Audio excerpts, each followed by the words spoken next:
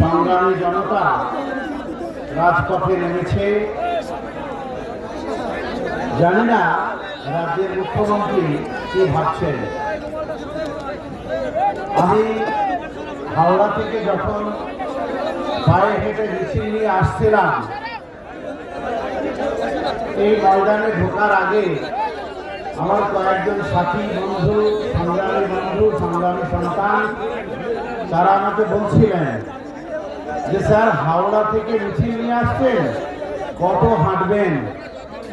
আমি তাকে বললাম যে রাজ্যে একটা ন্যায় সরকার, এই মমতা ব্যানার্জির গুরুদেব, আপনারা অনেকেই জানেন,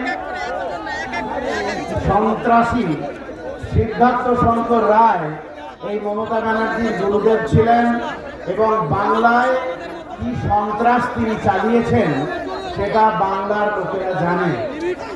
তো সেই সন্ত্রাসের সরকারকে, সেই অন্যায়ের সরকারকে আমরা এভাবে রাজপথে হেঁটেই পরাস্ত করেছিলাম, একটা ন্যায় সরকার প্রতিষ্ঠা করেছিলাম। আবার যখন তারই উত্তরসূরি, তারই সুযোগ্য শিষ্যা মমতা ব্যানার্জির নেতৃত্বে এই অন্যায়ের সরকার চলছে, যতদিন না পর্যন্ত এই সরকারকে উৎখাত করতে পারবো, ততদিন এভাবেই রাজপথে হেঁটে বেড়াবো। সবাই আমরা হেঁটে বেড়াবো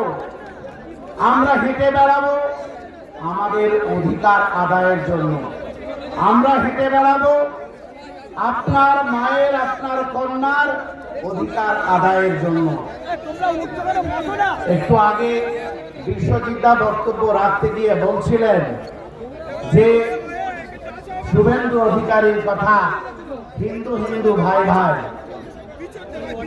শুভেন্দু অধিকারীর উদ্দেশ্যে বা যারা মনে করেন শুভেন্দু অধিকারীরা ঠিক স্লোগান দিচ্ছেন হিন্দু ভাই ভাই, যদি হিন্দুদের ঐক্য তৈরি হয় তাহলে তো ভাই কারোর আপত্তি থাকার কথা নেই। আমারও কোনো আপত্তি নাই, হিন্দু ভাই ভাই হোক। কিন্তু শুভেন্দু অধিকারী তার কাঁথি শহরে যে পেট্রোল পাম্প আছে, শুভেন্দু অধিকারীর উদ্দেশ্যে বলতে চায়, আপনি হিন্দু ভাই ভাই স্লোগান দিন, আপনার ওই 5 কাউন্টার বিশিষ্ট যে বড় পেট্রোল পাম্পটা আছে, সেই পেট্রোল পাম্পে আপনি একটা বড় ব্যানার লাগান, হিন্দু ভাই ভাই, মুসলমানের তেল নাই। ও মুসলমানের সঙ্গে তেলের ব্যবসা করব আর হিন্দু ভাই ভাই স্লোগান দেব।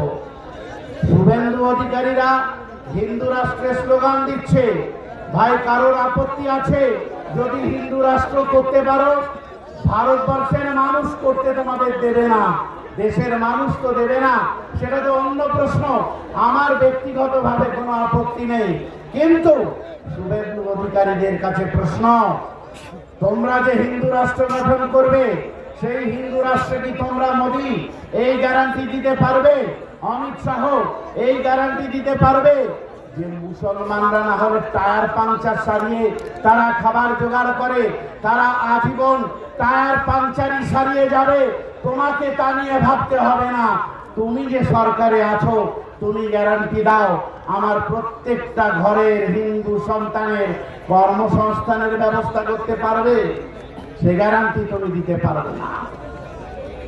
তুমি গ্যারান্টি দিতে পারবে যদি হিন্দু রাষ্ট্র গঠিত হয়, তাহলে মুসলমান, খ্রিস্ট থেকে আরম্ভ করে আদিবাসী, অন্যান্য জনজাতির যত মানুষ আছে, তারা 60 টাকা মিনিকেট চাল কিনে খাবে, আর হিন্দু ঘরের সন্তান, হিন্দু ঘরের বাপ ভাইয়েরা তারা 30 টাকা কেজি চাল কিনে খাবে।